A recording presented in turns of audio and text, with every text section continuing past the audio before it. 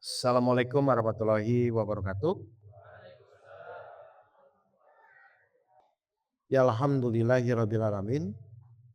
Wassalatu wassalamu asrofil anbiya'i wal mursalin. Sayyidina Maulana Muhammadin wa ala alihi wa sahbihi ajmain amma ba'd.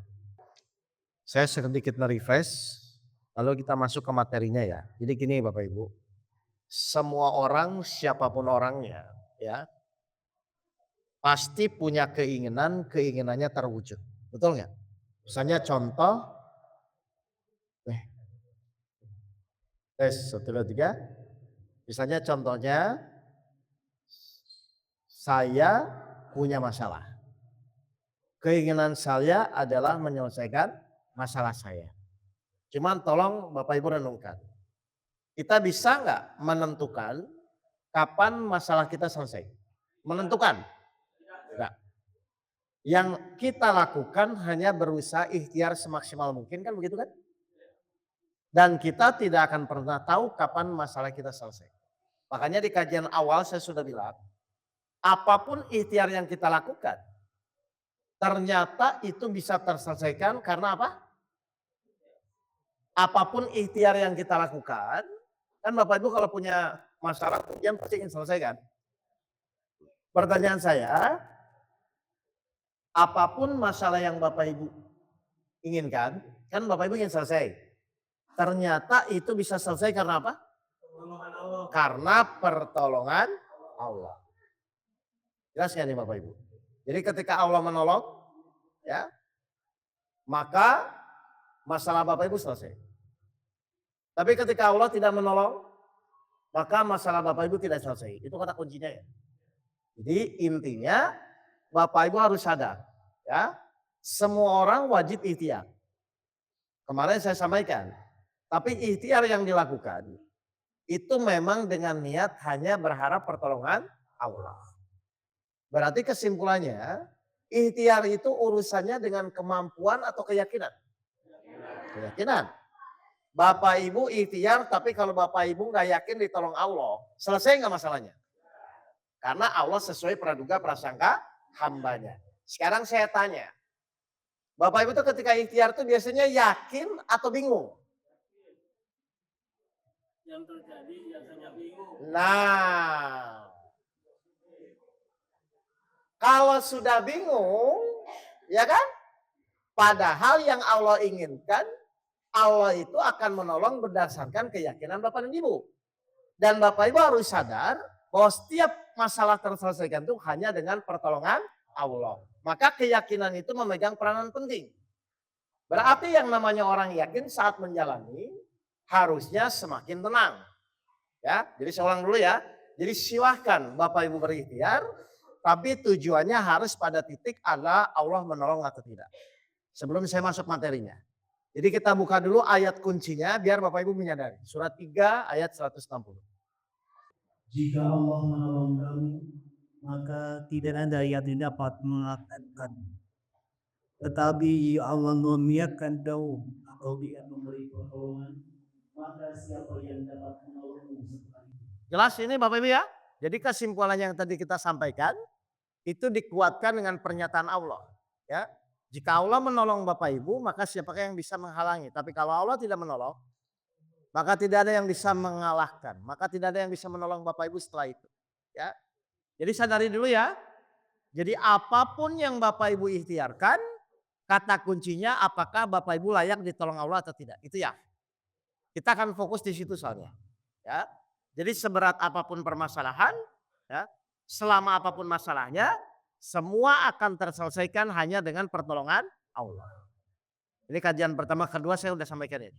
Nah, berarti fokus kita adalah bagaimana kita memenuhi syarat agar Allah menolong kita, betul? Surat Al-Baqarah ayat 45, apa kata Allah? Dan mohonlah pertolongan kepada Allah dengan sabar dan sholat. Terus? Dan sholat itu sungguh berat kecuali bagi orang-orang yang Baik. Allah menawarkan apa Bapak Ibu kepada kita? Menawarkan apa? Coba. Nah, coba baca lagi. dan mohonlah pertolongan kepada Allah dengan Allah menawarkan apa? Saya tanya, Kalau Bapak Ibu saya tawarin, Bapak Ibu kalau punya masalah nanti ngomong sama saya. Nanti saya tolong gitu ya. Berarti ketika Bapak Ibu punya masalah terus ngomong ke saya tolong nggak? Kenapa? Saya menawarkan. Sekarang Allah bilang, mohonlah pertolongan kepada Allah dengan sabar dan sholat. Yang menawarkan siapa? Berarti harusnya Bapak Ibu ketika punya masalah, selesai nggak masalahnya? Terus kenapa sekarang belum selesai-selesai? Padahal Allah sudah menawarkan belum? Allah sudah menawarkan. Terus kenapa Allah sudah menawarkan kok belum ditolong-tolong? Nah, ternyata selain menawarkan, Allah juga memberikan syarat mutlak kalau ingin ditolong kan? Apa tadi syaratnya? Dibaca lagi. Dan mohonlah pertolongan kepada Allah dengan sabar dalam sholat. Perhatikan sholat seperti apa. Terus? Dan sholat itu sungguh berat kecuali bagi orang-orang yang khusyuk. Sholat seperti apa? Ibu selama ini, Bapak selama ini ketika sholat, khusyuk atau pikirannya jalan-jalan?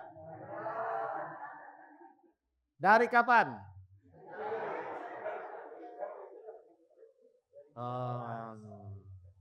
Jadi bukannya salah Allah nawarkannya. Ternyata kita ikhtiar, kita jalani, ternyata salah satu syarat sholat khusyuknya belum terpenuhi. Saya bertanya, yang namanya syarat itu, yang namanya syarat Bu, bisa negosiasi atau mutlak? Jadi kalau ibu tidak memenuhi syarat, itu tahu. Jadi kalau masalah kita belum ditolong-tolong, salah siapa? Salah sendiri. Kenapa tidak memenuhi syarat? Nah, saya tanya sekarang, menurut ibu bapak sholat khusyuk mudah atau sulit? Ah? Menurut bapak ibu, sholat khusyuk itu mudah atau sulit? Mudah atau sulit? Sulit atau nggak tahu caranya?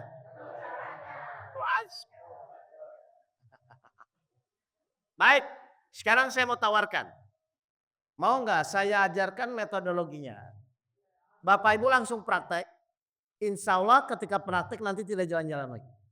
Sehingga nanti pas pulang ke rumah, Bapak Ibu bisa buktikan. Oh ternyata untuk sholat khusyuk itu tidak sulit kok. Yang penting tahu caranya. Gitu ya. Jadi saya akan ajarkan langsung. Bapak Ibu bisa langsung praktek. Nanti kalau terbukti tidak jalan-jalan, tolong sampaikan lagi ke saudaranya, ke anaknya gitu ya.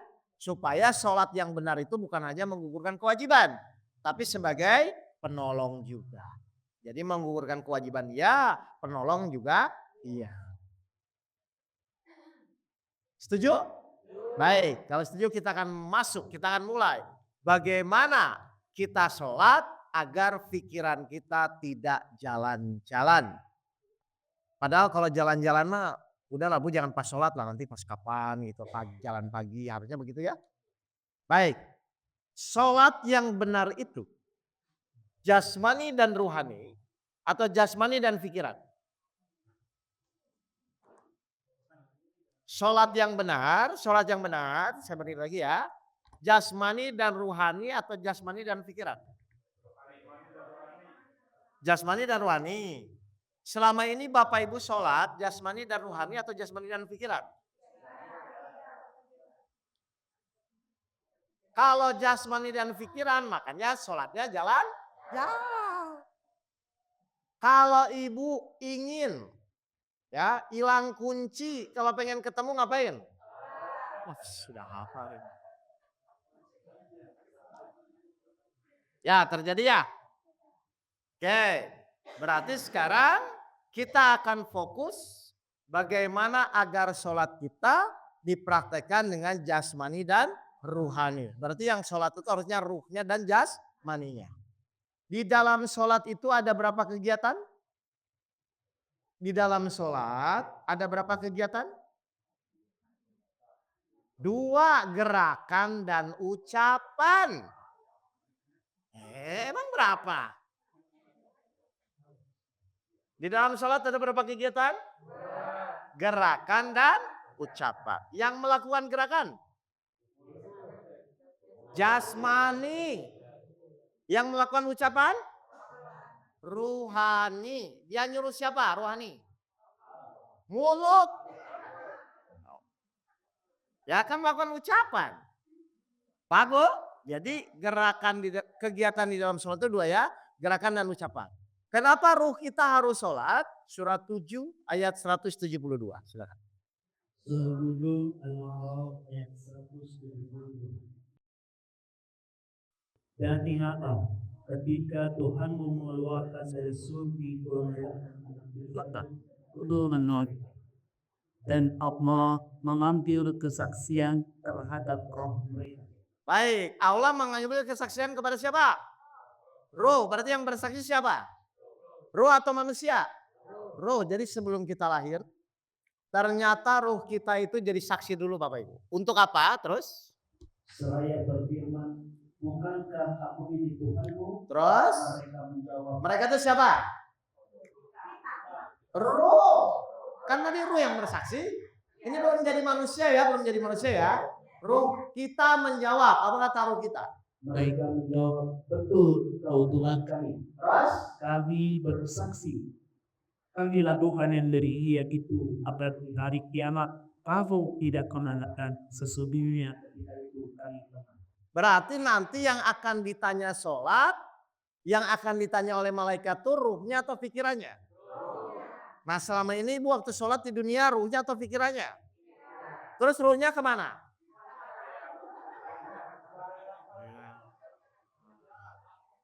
Makanya ayatnya celakalah bagi orang-orang yang sholat. Orang sholat tapi celaka. Kenapa? Karena selama di dunia ruhnya tidak pernah sholat. Ini yang harus kita perbaiki Bapak Ibu. Ya.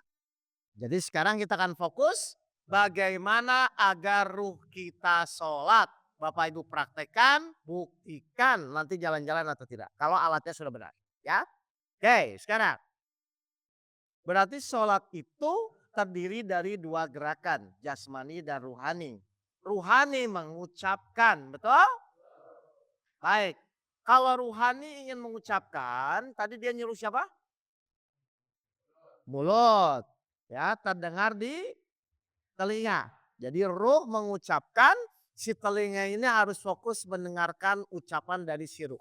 Ya, makanya tadi saya bilang kita akan praktek. Sekeras apa ucapannya? 17 ayat 110. 17 surat Al-Isra ayat 110. Sekeras apa ucapannya?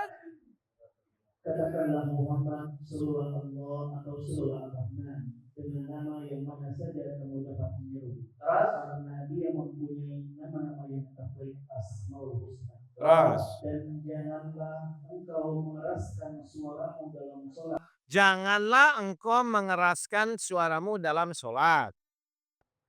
Terus? Dan janganlah pula merendahkannya. Tapi juga nggak boleh terlalu pelan. Terus? Dan usahakan jalan tengah di antara kedua. Berarti sholat itu boleh dalam hati atau harus bersuara? Ibu sholat sendiri masih Bapak, Ibu sholat sendiri masih ada yang dalam hati nggak? Nggak boleh ya? Harus bersuara Pak. Yang bersuara siapa? Ruh. Lewat mulut, didengarkan di. Berarti tugas telinga apa? Mendengarkan siapa? Ruh. Ya ingat ya. Mendengarkan ruh. Tapi suaranya bagaimana? Cukup terdengar di telinga. Saya ulang, tugas telinga mendengarkan ruh. Paham? Baik, sekarang mata. Mata boleh merem atau melihat tempat sujud? Harus melihat tempat sujud ya? Oke. Sekarang pertanyaan terakhir. Ketika kita membaca ayat per ayat, itu tergesa-gesa atau harus tumanina? Nah, surat 17 ayat 106. Surat 17 Al-Isra ayat 106. Nanti baru kita praktekkan. Dan Al-Quran kami turunkan berangsur-angsur agar engkau Muhammad membacakannya kepada manusia perlahan-lahan. Baik, sekarang Bapak Ibu perhatikan saya dulu ya, nanti kita praktek ya. Kan Bapak Ibu ingin sholatnya tidak jalan-jalan kan? Baik, mata saya akan melihat tempat sujud. Ingat ya, ruh saya akan mengucapkan lewat mulut. Dan ingat, telinga saya akan mendengarkan. Kalimah per kalimah, bukan ayat per ayat Pak. Kalau ayat per ayat itu gini, Bismillahirrahmanirrahim. Kalau kalimah per kalimah, Bismillahirrahmanirrahim. Kenapa harus kalimat per kalimat? Nah, agar si telinga yang pertama bisa konsen mendengarkan, yang kedua tumanina. Ya, kita praktekkan ya. Jangan dulu mikirin artinya, gak usah. Pokoknya tugas telinganya apa nanti? Mendengarkan. Apa bacaan siapa? Diri sendiri ya. Dari ruh, dengarkan kalimat per kalimat. Saya praktekkan dulu, Bapak Ibu dengerin ya. Ya, saya mau jawab, saya baca satu ayat dulu. Bismillahirrahmanirrahim. Segitu ya Bapak Ibu ya. Dengarkan benar-benar fokus. Bisa ya? Oke, kita praktekkan sekarang. Hitungan ketiga, Bapak Ibu mendengarkan bacaan masing-masing ya. Satu ayat dulu aja, satu ayat ya. Bismillahirrahmanirrahim ya. Baik, perhatikan. Telinganya fokus mendengarkan. Siap, matanya melihat tempat sujud. Siap ya. 1, 2, 3. Silakan sampaikan, telinga fokus mendengarkan.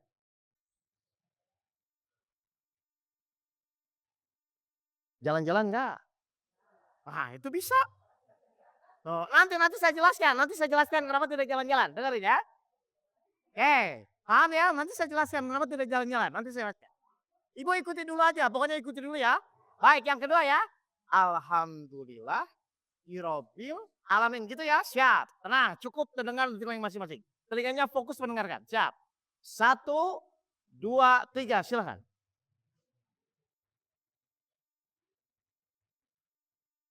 Jalan-jalan ya? Nah, itu bisa. Oh. Baik, sekarang tambah.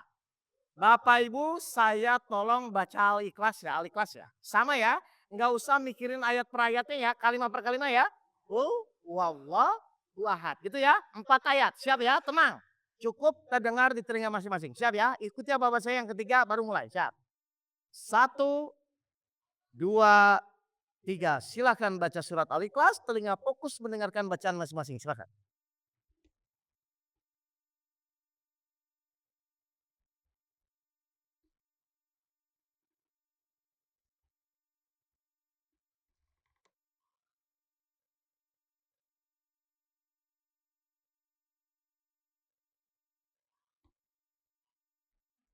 Jalan-jalan ya? No. Ayo. Ibu nangis ya? Tenang aja, nanti saya jelaskan. Oke, sekali lagi ya. Ayo, ada yang merinding, yang nangis, nanti saya jelaskan kenapa begitu ya. Bapak Ibu kan baru sadar nanti. Ikuti dulu ya, pokoknya jangan dulu tanya, pokoknya ikuti dulu. Oke, yang kedua ya, kita akan baca Al-Fatihah sekarang. Al-Fatihah ya, 7 ayat, sama ya, kalimat per kalimat ya. Semakin tenang, ruh Bapak Ibu akan muncul nantinya. Siap ya? Baik, kita mulai Al-Fatihah ya. 7 ayat ya. Oke, kita mulai ya babak ketiga, ingat. Tenang, telinganya fokus mendengarkan bacaan masing-masing. Siap ya?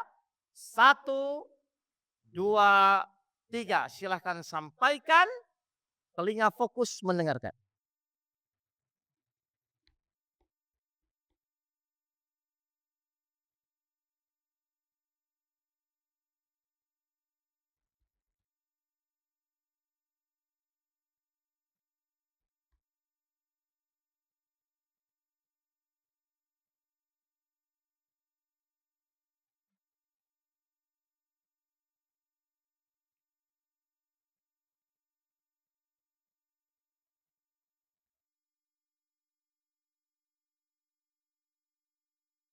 Baik, jalan-jalan atau fokus? Nah, ah, enggak, kalau jalan-jalan telinga Bapak pasti kurang fokus mendengarkan. Itu aja gampang. Pokoknya kalau nanti tiba-tiba Bapak Ibu jalan-jalan, telinganya tolong dengarkan lagi. Ya, kuncinya cuma itu. Ini tahap pertama ya, saya ajarkan. Sekarang saya jelaskan. Kenapa mungkin tadi Bapak Ibu nangis atau merinding ya? Ya, merinding ada ya, ada yang nangis ya. Kenapa Bapak Ibu nangis? Kenapa Bapak Ibu merinding? Ternyata yang merinding, yang menangis itu karena ruh Bapak Ibu baru sholat. Sekarang saya tanya, selama Bapak Ibu hidup, berarti selama ini ruhnya kemana? Ruh tuh ingin sholat, Pak. Tapi karena selama ini kita tidak paham, tidak mengerti bagaimana agar ruh kita sholat, selama ini kita tidak tahu, makanya jadi sholat ya sholat saja. Tapi kenapa kok jadi merinding? Karena ruh Bapak Ibu sudah sholat. Gimana cirinya? Kan Bapak Ibu sadar, yang tadinya fokusnya di pikiran, saya geser ke telinga. Ngerti nggak Bapak ini? Maka telinga Bapak Ibu fokus mendengarkan bacaan, sebenarnya Bapak Ibu itu fokus mendengarkan ruh Bapak Ibu menyampaikan kepada Allah. Makanya tiba-tiba jadi merinding, jadi menangis. Berarti saya tanya, bertahun-tahun Bapak Ibu hidup, berarti sudah berapa lama ruh Bapak Ibu nggak sholat? Nah, padahal ruh kita sudah kenal Allah belum sebelum kita lahir? Sudah, terus kenapa sholatnya nggak pakai ruh? Malah pakai pikiran, malah bayangin Ka'bah, wah makin jalan-jalan. Jadi kenapa selama ini kita selalu jalan-jalan pikirannya? Karena sholatnya salah pakai alat. Disuruh pakai jasmani dan ruhani, malah jasmani dan pikiran. Bagaimana agar ruhnya sholat? Maka pikiran digeser ke telinga. Si telinga fokus mendengarkan, ruh kita menyampaikan bacaan sholat. Mulai mengerti Bu, kenapa jadi tidak jalan-jalan? Karena alat yang dipakainya sudah benar. Jadi Bapak Ibu mau pakai metodologi apapun, kalau prakteknya jasmani dan pikiran tetap akan jalan-jalan. Makanya sholat yang benar itu artinya jasmani dan ruhani kita. Ngerti Bapak ini? Nah silahkan, ini gampang kan metodologinya ya? Silahkan nanti disampaikan dulu. Ini tahap pertama ya, nanti tahap kedua saya jelaskan. Tapi yang penting sekarang Bapak Ibu membiasakan dulu sholatnya menggunakan ruh. Ruh kalau menyampaikan berarti nyuruh siapa? Mulut. Mulut bersuara didengarkan di mana? Jadi sentralnya di sini ya Bapak Ibu, bukan di pikiran ya, di telinga. Kenapa kalau pakai pikiran kok nggak husu-husu? Surat 7 ayat 20. Surat 7 Al-A'raf ayat 20. Kenapa ketika pakai pikiran kok nggak husu-husu? Kemudian setan membisikkan pikiran jahat kepada mereka. Nah, kenapa kalau pakai pikiran nggak husu-husu? Setan masuk. Berarti Bapak Ibu selama ini sholat pakai apa? Pakai setan. Baik, ini untuk sendiri ya. Ini untuk praktek sendiri ya. Belum berjamaah loh ini. Ya. Jadi kalau sendiri tadi praktek sumber suara dari mana? Dari roh. Roh menyampaikan lewat mulut, terdengar di telinga. Kalau berjamaah sumber suara dari mana? Berarti telinga ibu fokus mendengarkan bacaan imam. Udah gitu aja sederhana. Ya. Bisa dipraktekkan? Ya sudah itu aja saya jelaskan. Ada pertanyaan? Silahkan Pak. Waalaikumsalam warahmatullahi wabarakatuh. Ya.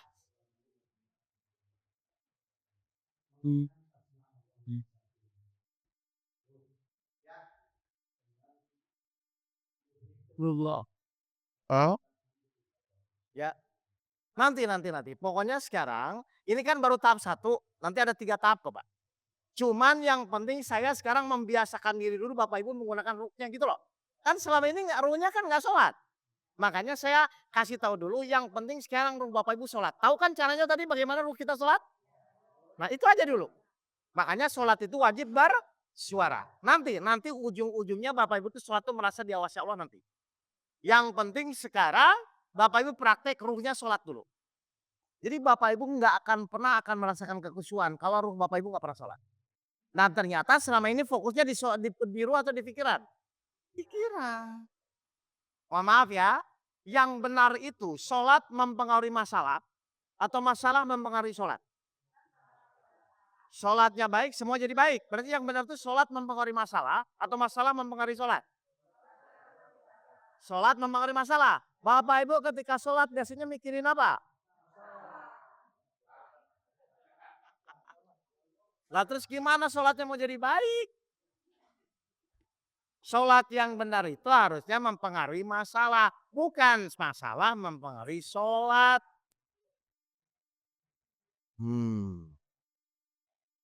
Bisa ini disampaikan lagi ya Pak ya? Saya kasihan orang-orang. Banyak orang sholat berusaha khusyuk. Tapi kalau alatnya salah, yang akan pernah khusyuk. Bahkan sampai membayangkan, wah jangan. Udah itu nanti khusus Allah yang proses ya. Tugas kita memperbaiki alatnya saja dulu. Kan roh Bapak Ibu jarang sholat selama ini. Bahkan mungkin baru tahu kan caranya begitu kan. Sekarang saya tanya, doa yang mustajab itu di dalam sholat atau di luar sholat? Di dalam sholat. Ibu Bapak dikasih kesempatan sama Allah pada saat duduk di antara dua sujud. Betul? Jujur, selama ini Bapak Ibu tuh berdoa atau membaca?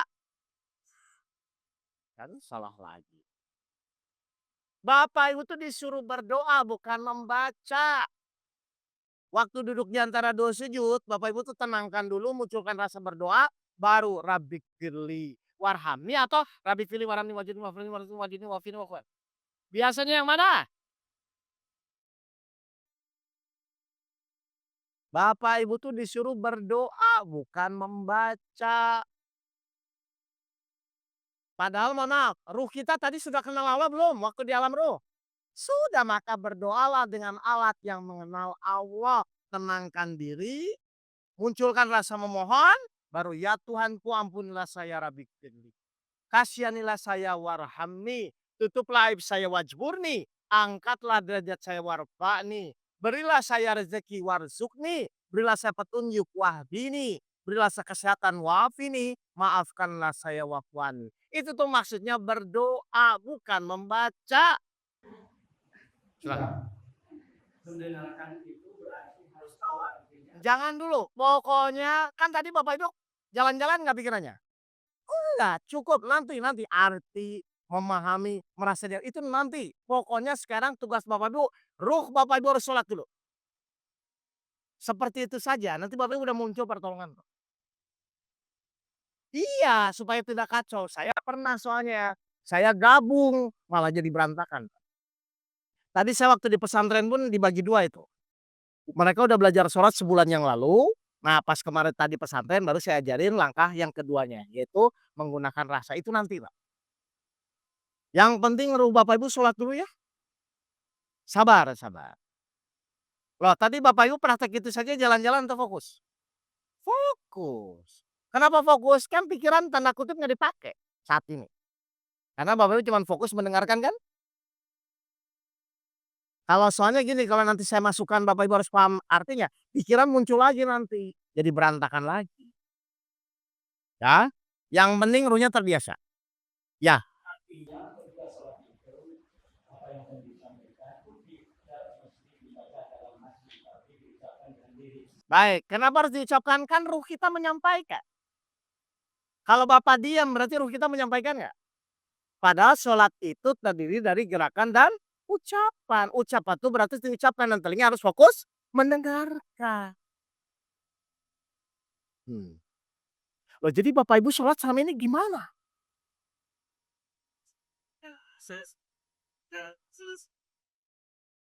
Sholat itu akan menjadi pembuktian kalau Bapak Ibu menjadi sholat itu penolong. Ya, bisa ya Bapak Ibu ya?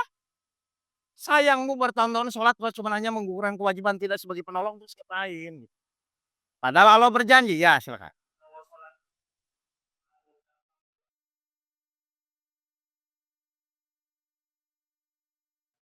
Ya, ya, ya.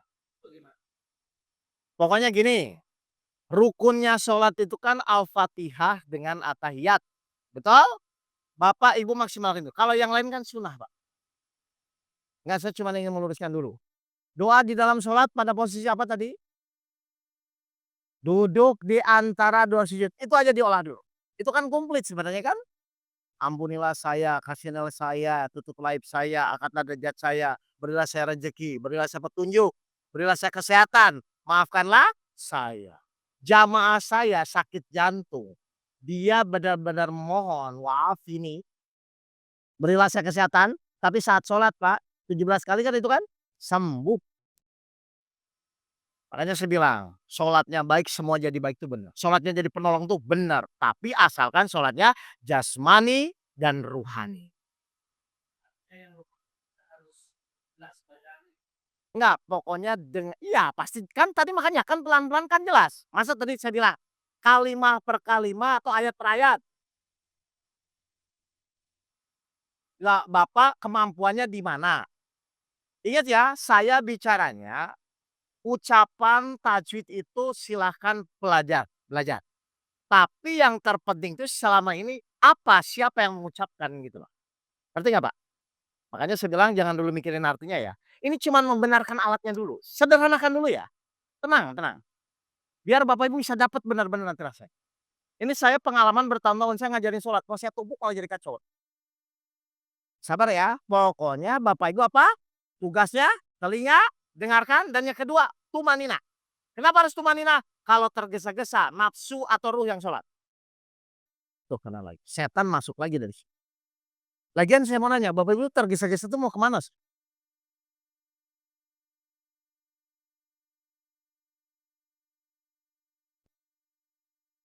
Ya? Oh tergesa-gesa mau kemana? Sholatnya baik, semua jadi baik kok. Saya tanya, Bapak Ibu dengar nggak hadis Rasul? Ketika seorang manusia sholatnya baik, maka semua amal perbuatan jadi baik. Tapi kalau sholatnya buruk, buruk semua amal perbuatan. Sholat yang baik itu pikirannya fokus atau jalan-jalan? Selama ini Bapak Ibu sholatnya jalan-jalan atau fokus? Buruk semua amal perbuatannya.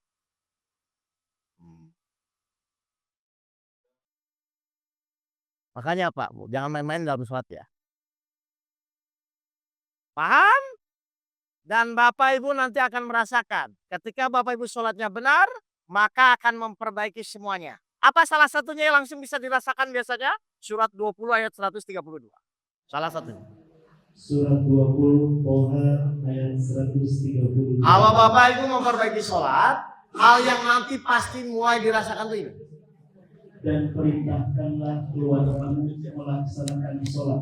Jalankan sholat, terus? Dan sabar dalam mengerjakannya. Berarti tumanina atau tergesa-gesa? Kalau Bapak Ibu sholatnya tumanina, tidak tergesa-gesa, maka lihat kata Allah. Bapak Ibu sholatnya benar apa kata Allah? Kami tidak meminta rezeki kepadamu.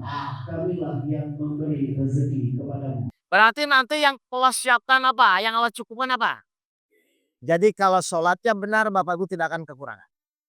Itu tolak ukur yang tidak bisa direkayasa. Saya udah sholat Ustadz, tapi kenapa rezeki saya begini? Berarti salah mana ya? Sholat yang Allah jamin kok. Terus lanjut.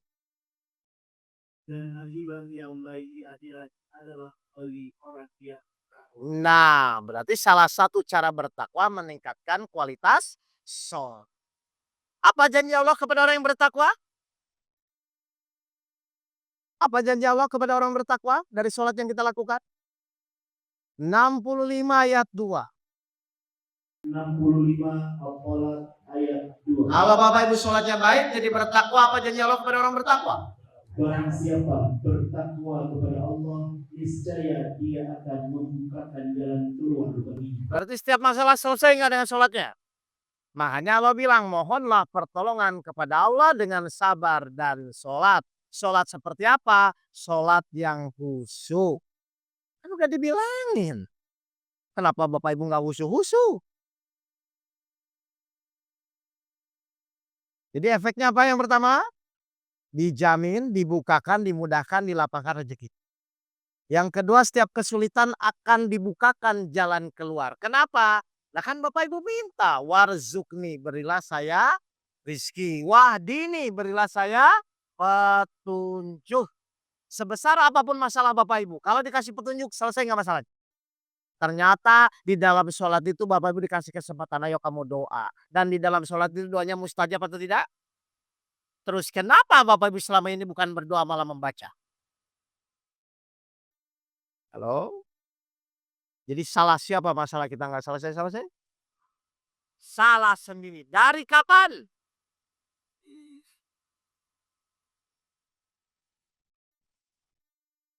Pokoknya kalau Bapak Ibu sekarang rezekinya seret, disempitkan, fokus perbaiki sholatnya dulu. Kan gampang tadi caranya kan? Nggak susah kan? Nanti kapan-kapan saya kesini baru kita masuk lanjutan yang kedua. Ya, merasa diawasi oleh Allah. Saya tanya lagi, ya, ruh itu sudah kenal Allah enggak? Kalau ruh Bapak Ibu sudah terbiasa sholat, Bapak Ibu nanti akan paham enggak? Nanti ruh itu tahu kok, Bu. Tenang aja. Pokoknya tugas Bapak Ibu sekarang apa? Mengaktifkan ruh Bapak Ibu yang selama ini tidur. Ya, pokoknya ruh itu nanti akan paham. Coba saya tanya, ketika ruh berdialog dengan Allah, ya kan? Dia punya otak nggak? Lah terus dialognya ngomong apa tadi ruh? Loh, bukankah aku ini Tuhanmu? Allah kan nanya gitu ya. Terus ruh menjawab apa? Ya betul, itu memang jawab pakai apa? Kan harus ada otak harusnya. Ruh tuh cerdas Bapak Ibu. Cerdas, tenang saja. Apalagi orang yang dialog sama Allah kan udah luar biasa. Makanya tolong ya ruhnya diaktifkan dulu ya. Sok, saya mau tanya gini. Bapak Ibu berdoa dengan alat yang sudah kenal Allah, harusnya dikabulkan nggak? Makanya awas pas sholat duduk di antara dua sujud itu benar-benar. Oh iya nih saya mau berdoa. Tenang. Rabbik firli warhamni. Gitu loh Pak. Wajburni warfa'ni. Tenang aja. Dan itu momen di mana itu buat Bapak Ibu sendiri. Loh Bapak Ibu saya tanya, Bapak itu ingin selesai nggak masalahnya? Terus Bapak Ibu disuruh, ayo kamu minta petunjuk kepadaku. Kan Allah yang nawarkan. Kalau doa Bapak Ibu dikabulkan, Allah kasih petunjuk. Selesai nggak? Selesai. Hmm. Ya, sementara ini pokoknya aktifkan dulu ruhnya agar menjadi terbiasa sholat. Karena selama ini ruh Bapak Ibu nggak sholat. Hati-hati ya. Ruh Bapak Ibu selama ini kan nggak sholat. Alatnya salah kok di pikiran. Bukan di ruhani kan. Karena kalau Bapak Ibu misalnya sholatnya ruhani, harusnya dari dulu telinganya fokus mendengarkan ucapan dari ruh kita. Jadi yang salah siapa selama ini sholat pikiran jalan-jalan? Ya sudah salah sendiri. Nih, terus sering nih pertanyaan ya. Ustadz, gimana caranya supaya pas dikasih masalah tuh iman tidak naik turun, betul? Kadang-kadang naik, kadang-kadang turun, atau kadang-kadang turun terus. Saya tanya, Bapak Ibu tuh kalau dikasih masalah, biasanya iman naik atau turun?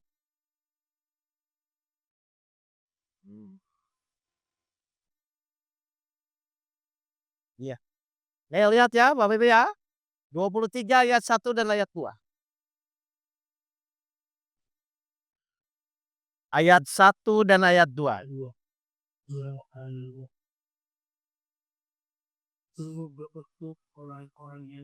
Siapa orang-orang yang beriman?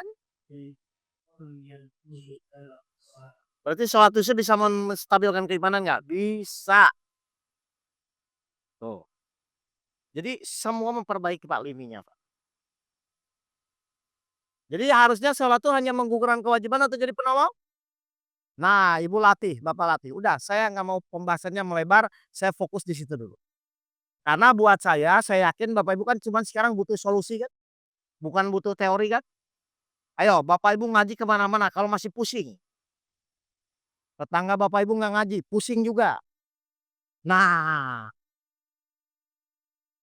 jadi ngaji itu harus fokus bagaimana memperbaiki kualitas hidup. Bagaimana ketika punya masalah Allah menolong kita. Itu fokus aja di situ dulu. Karena mau kemanapun Bapak Ibu, pasti Bapak Ibu akan menghadapi namanya masalah atau ujian. Betul? Berarti Bapak Ibu harus menguasai cara menyelesaikan masalah hidup. Salah satu caranya, syaratnya Allah menyuruh kita sholat. Nah kenapa nggak diperbaiki itunya? Oke, kan iman udah, sabar udah, sholat udah kan? Jangan-jangan lupa lagi nih. 2 bulan sekali. Sabar gimana kemarin caranya udah latihan belum? Jadi pas istri marah-marah Bapak ngomong apa? Izin Allah. Berarti nanti pas Bapak pulang istri marah-marah Bapak lihat siapa? Izin Allah. Yaudah kalau gitu iman, sabar, sholat selesai. Saya masuk tambahan ya. Yaitu apa? 1, 2, 3. Iman, sabar, sholat. Saya masuk tambahan apa? Coba gini Bapak Ibu. Saya mau bertanya. Bapak Ibu tuh kalau ditanya ingin doanya mudah dikabulkan atau sulit dikabulkan? Mudah dikabulkan kan? Pertanyaan kedua, ada nggak caranya di dalam Al-Quran agar doa kita mudah dikabulkan? Loh kalau ada, harusnya selama ini doa dikabulkan nggak? Seolah.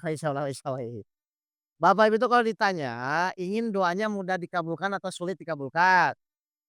Kalau ingin mudah di dalam Al-Quran itu ada nggak caranya? Ada. Berarti kalau misalnya tahu ada caranya, Harusnya kan fokus belajar bagaimana udah dikabulkan dong, Pak. Benar nggak? Terus sekarang udah nggak belajar bagaimana doa dikabulkan? Eh. A Padahal penting nggak doa dikabulkan? Penting lah, gimana? Nih contoh ya Bu ya, suami Ibu galak. Kalau Ibu berdoa, "Ya Allah bolak-balikan hati suami saya," terus dikabulkan, berubah nggak dia jadi baik? Lah kan berarti ngapain pusing-pusing? Anak Ibu nggak nurut. Kalau doa Ibu dikabulkan, "Ya Allah tolong bolak-balikan hati anak saya," berubah nggak anaknya? Nah terus kenapa selama ini Bapak Ibu pusing sama suami istri itu kenapa? Kan tinggal berdoa saja. Tinggal bagaimana agar doa kita dikabulkan. Bagaimana caranya? Loh loh Bapak Ibu ngaji selama ini fokus belajar apa sih?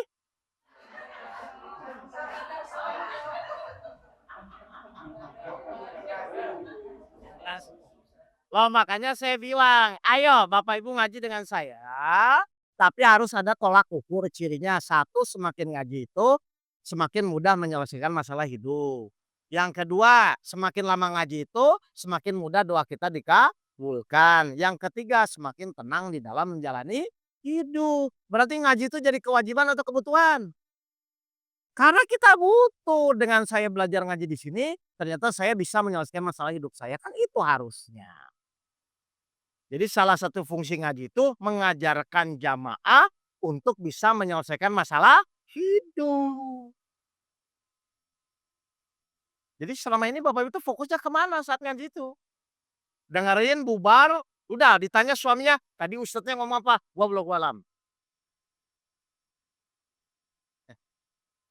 Baik, kita akan mulai.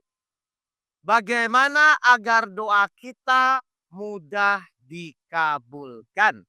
29 ayat 65. 29 Al-Ankabut ayat 65. Ah, Maka apabila kami naik kapal, mereka berdoa kepada Allah dengan penuh rasa pengabdian atau ikhlas kepadanya. ada segerombolan orang di tengah laut berdoa dengan ikhlas kepada Allah. Berdoa dengan ikhlas. Minta dikembalikan ke darat. Dikabulkan nggak doanya? Terus? Tetapi ketika Allah menyelamatkan mereka sampai darat, Dikabulkan nggak doanya? Gara-gara apa? Ah, berarti kalau sekarang doa Bapak Ibu belum dikabulkan, pasti belum? Salah siapa? Sekarang saya tanya, menurut Bapak Ibu ya, ikhlas itu sulit atau mudah?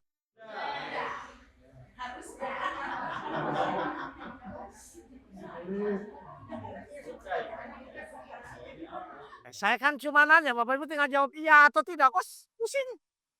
Saya ulang, syarat doa dikabulkan adalah ikhlas. Ya, syarat doa dikabulkan adalah ikhlas. Sekarang saya tanya, menurut Bapak Ibu ikhlas itu sulit atau mudah?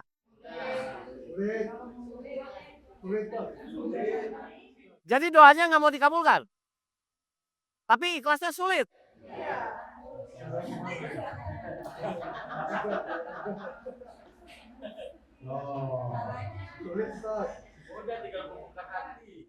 Gini. Coba ya, sulit atau nggak pernah latihan? Kok latihan aja nggak pernah kok bilang sulit? Jadi ikhlas itu sebenarnya bukan sulit. Yang pertama mungkin Bapak Ibu nggak tahu caranya. Yang kedua Bapak Ibu nggak pernah latihan. Ustadz, nyetir mobil itu sulit. Memang pernah kursus? Belum. Ya gimana? Jelas ya Bapak Ibu ya? Jadi segala sesuatu tidak akan sulit kalau Bapak Ibu tahu caranya. Ya sekarang saya tanya nih Bapak Ibu. Ikhlas itu apa?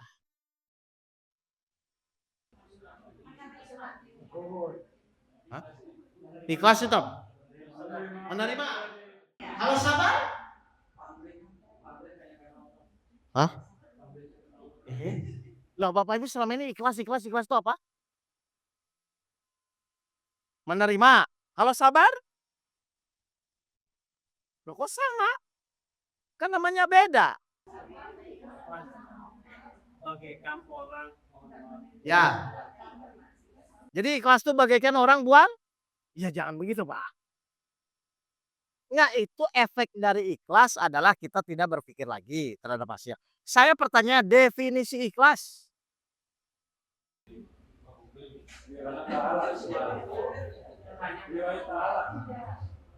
Ini nih, makanya nih Pak harus dibahas dulu. Surat 15 ayat 41. Ikhlas itu apa? Surat 15 Al-Hijr ayat 41. Nah, ikhlas itu apa? Dia Allah berfirman, ini adalah jalan yang lurus menuju kepada. Baik, ikhlas itu apa? Jalan yang lurus menuju Allah. Berarti niat apapun yang Bapak Ibu lakukan, kegiatan apapun yang Bapak Ibu lakukan, semua diniatkan karena siapa?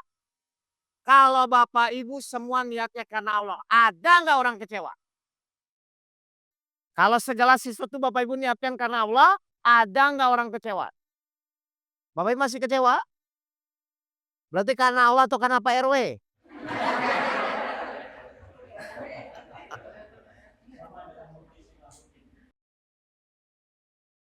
Jadi ikhlas itu adalah segala kegiatan apapun yang diniatkan dilakukan hanya karena Allah. Titik. Nah, yang tadi Bapak jelaskan. Ngasih uang sama orang nolong karena kasihan atau karena Allah. Bapak Ibu biasanya nolong orang karena kasihan atau karena Allah? Loh, sekarang saya tanya ya. Bapak Ibu nolong karena kasihan sama karena Allah. Terus tiba-tiba orang yang ditolong ngomongin ibu bapak di belakang. Tersinggung atau menerima? Menerima itu karena niatnya Allah. Tersinggung karena niatnya kasihan, itu tipis Pak. Oh. Jadi kalau Bapak Ibu ingin ikhlas, pertama niat apapun yang dilakukan. Contoh, ibu taat kepada suami itu karena Allah atau karena suami baik?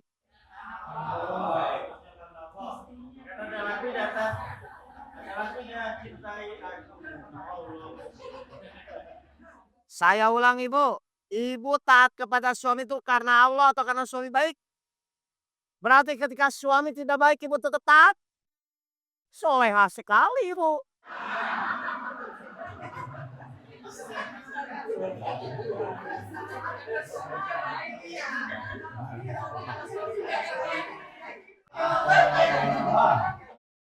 Oh. Paham nggak nih Bapak Ibu?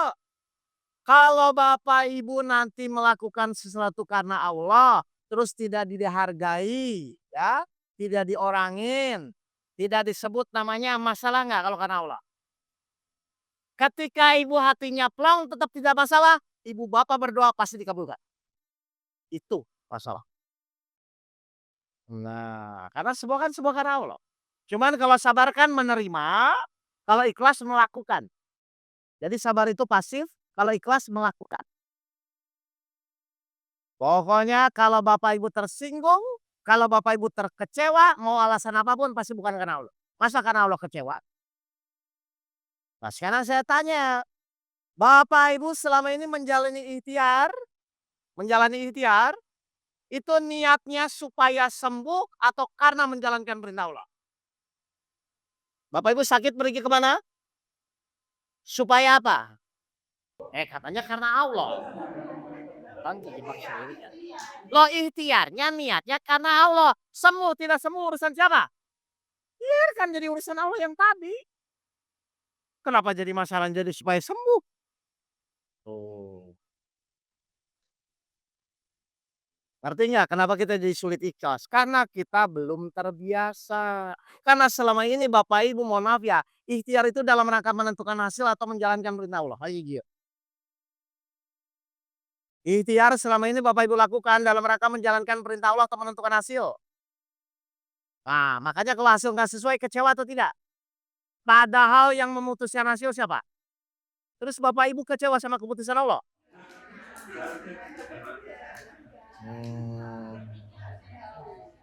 Kalau ikhlas kecewa atau terima? Makanya orang ikhlas itu insya Allah tidak bermasalah. Berarti sebesar apapun masalah, kalau Bapak Ibu ikhlas, masalah nggak? Berarti yang jadi masalah itu masalahnya atau karena nggak ikhlas? Berarti salah siapa? Udah doa nggak dikabulkan, kecewa.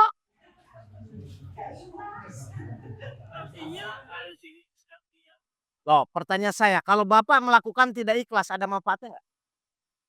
Nah, itu tahu. Amalan kalau tidak ikhlas tertolak atau diterima? Panjang Pak efeknya Pak. Jadi ibu mau ikhlaskan suaminya? Kerja, kerja.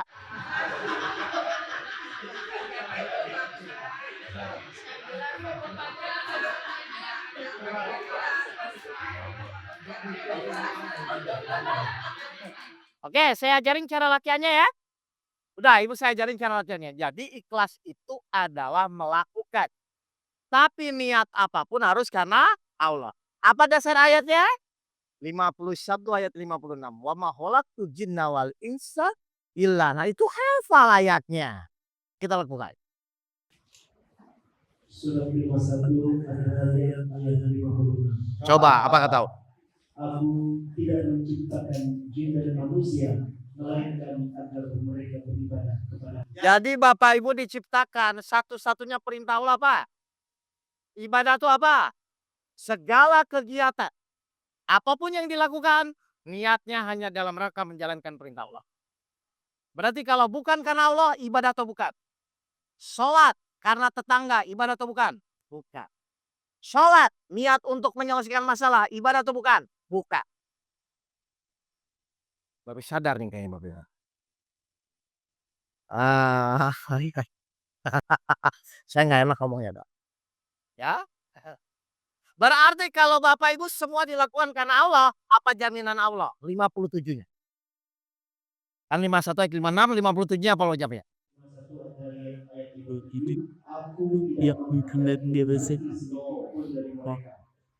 Aku tidak mengenal dia agar mereka memberi makan kepadaku. Bapak Ibu ibadah yang benar, rezeki Allah cukupkan. Ayah Bapak Ibu waktu kecil, kamu sekolah yang pintar, biaya sekolahnya dari siapa? Ah, Bapak Ibu ibadah yang benar, melakukan segala kegiatan karena Allah semua, Allah akan cukupkan. Berarti orang ibadah itu kekurangan atau kecukupan. Berarti kalau sekarang Bapak Ibu masih kekurangan, cek selama ini niatnya karena siapa. Jadi sebenarnya kalau Bapak Ibu mengikuti Al-Quran, beres atau pusing. Terus kenapa selama ini masih pusing? Loh, kalau Bapak Ibu mengikuti Al-Quran kan beres. Kenapa Bapak Ibu mikirin sendiri? Mohon maaf, Bapak Ibu tuh kalau punya masalah, ngikuti petunjuk atau mikir sendiri? Terus Al-Qurannya buat apa? Oh. Waduh. Baik, cara latihannya bagaimana? Gampang. Orang ikhlas tuh plong atau sempit hatinya. Oke, cara latihannya sederhana. Ibu lebih plong mana? Sedekah 2.000 atau 100.000? Saya nanya serius. Kan ciri orang ikhlas tuh plong. Plong ya. Tolong dijawab. Ibu lebih plong mana? Sedekah 2.000 atau 100.000? 2.000 kan? Kan nggak usah besar kecil, nggak usah besar kecil. Berarti nanti 100.000 pecah jadi 2.000-an. Ya, pecah jadi 2.000-an ya. Simpan di mobil, simpan di motor. Latihan. Ya, berarti ibu niatnya karena Allah atau karena pengemisnya? Berarti nanti pas di perempatan datang pengemis masih muda, tatoan, dikasih nggak? Kasih nggak? Kenapa? Kok dikasih? Karena ibu karena Allah. Kalau ibu bisa begitu flow, berdoa langsung. Karena pada saat itu Bapak Ibu ikhlas. Ya, itu latihannya ya. Ibu punya kue nih. Samping kiri tetangga baik, samping kanan tetangga pelit. Kalau ingin latihan ikhlas, kasih yang mana? Kasih. Latihan. Kalau yang baik nggak usah latihan ikhlas. Ya, itu yang baik ya. Pas dikasih, tiba-tiba tetangga yang pelit kaget. Ada apa nih? Ibu terima atau tidak? Karena Allah kasih plong berdoa. Jadi ikhlas itu akan menjadi mudah kalau mulai dilatih. Selama ini hanya sebagai teori. Padahal teori apapun akan menjadi manfaat kalau dipraktekkan. Kalau berlatih. Saya kasih contoh yang nggak sulit-sulit biar Bapak Ibu bisa melakukan. Ya.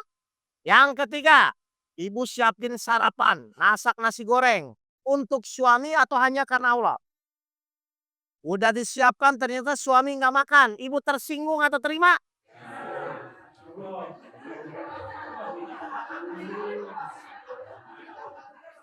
Nah, kan? Latihan. Kalau dimakan nggak usah latihan ikhlas. Makan aja sendiri. Udah, yang membuat ganjalan-ganjalan hati, lepaskan. Kenapa? Itu yang menghambat doa Bapak Ibu kepada Allah. Karena ikhlas itu artinya hatinya plong. Yang dilihat hanya Allahnya saja. Ikhlas itu perintah atau bukan? Terus kenapa tidak dijalani? 39 ayat 2. 39 Ayat 2. ayat 2. Jadi ikhlas itu wajib ya. Satu, karena doanya dikabul. Sesungguhnya kami menurunkan kitab Al-Quran kepada Muhammad dengan tulus benar. Terus? Maka sembahlah Allah dengan tulus ikhlas beragama. Nah, jadi Allah menyuruh Bapak Ibu apa? Tulus ikhlas kepada Allah. Maka dunia dan isinya, rezeki semua akan dicukupkan oleh Allah bagi orang-orang yang ikhlas. Doa dikabulkan, lolos dari godaan iblis. Karena iblis pun tidak bisa menggoda orang yang ikhlas. Ya? Jadi ikhlas itu sulit atau mudah? Mudah kalau latihan. Jadi latihannya apa yang pertama nanti? Tolong pecah dulu ya buat latihannya 2000-an ya. Terus yang kedua niatnya apa? Ngasih sarapan. Semua karena Allah. Suami mau mati tiba-tiba nih. Suami bangun jam 9, ikhlas gak? 9 pagi.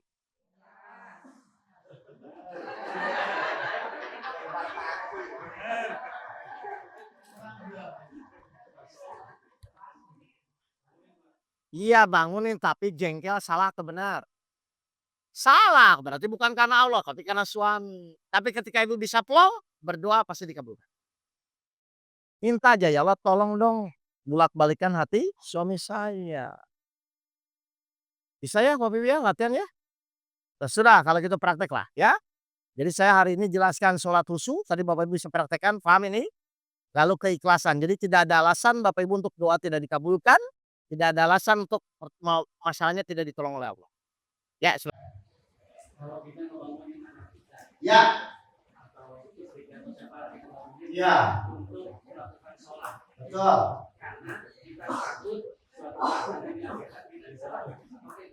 Kalau Bapak sudah berusaha membangunkan, niat Bapak karena Allah, tapi anaknya tetap salah. Bapak salah enggak? Nabi Nuh tuh ketika Kan'an tidak nurut, Nabi Nuh berdosa enggak?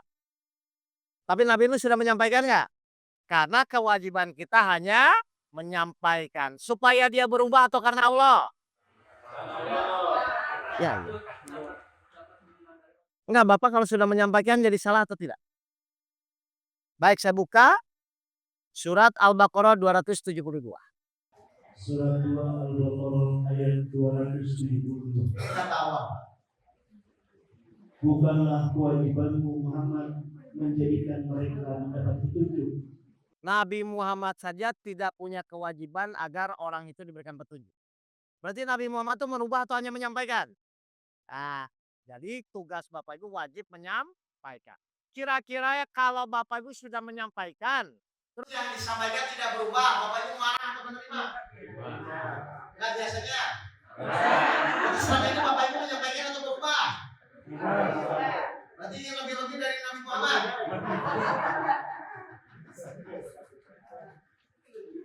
Nah, Bapak Ibu ikuti ya aturan dalam Al-Qurannya ya, biar tidak tersesat. Padahal mohon maaf ya, lebih mudah menyampaikan atau merubah. Nah itu tahu, terus kenapa pilih yang sulit-sulit? Disuruh menyampaikan kau ingin merubah. Terus sampai kapan? Silakan istiqomah tetap menyampaikan, tapi niatnya hanya karena Allah. Ketulusan Bapak itulah yang nanti akan merubah orang yang Bapak Ibu ingin sampaikan. Nah itu tahu, yang membolak-balikan hati. Berarti ketika misalnya istri Bapak belum berubah, Bapak jengkel atau hanya menyampaikan? Ketika istri Bapak belum berubah, Bapak tetap menyampaikan atau jengkel? Kalau jengkel salah atau benar? Aku tahu. Karena kewajiban kita hanyalah menyampaikan. 36 ayat 17. Surah 36 Yasin ayat 17. Apa kata Allah? Dan kewajiban kami hanyalah menyampaikan perintah Allah dengan jelas. Jadi tugas kita tuh hanya menyampaikan, bukan merubah pasangan kita. Ya. Kalau gitu karena Allah atau karena dia supaya berubah? Kan tadi saya bilang ibadah itu melakukan segala kegiatan apapun yang diingatkan harusnya Allah. Pipi. Kan Bapak dapat pahala menyampaikan. Dan Allah senang Bapak istiqomah.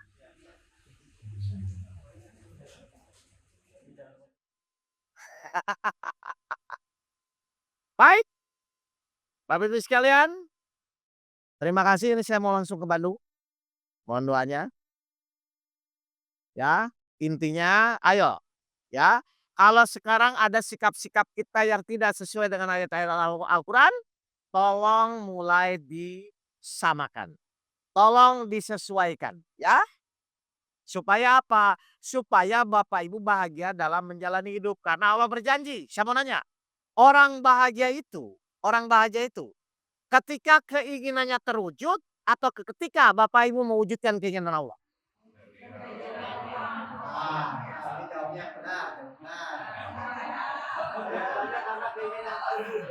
Oh, orang bahagia itu ketika keinginannya terwujud atau ketika kita menjalankan perintah Allah?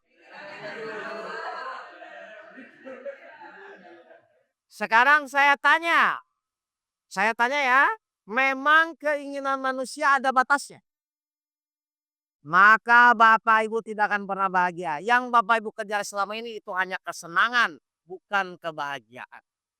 Karena Bapak Ibu akan bahagia ketika Bapak Ibu menjalankan perintah Allah.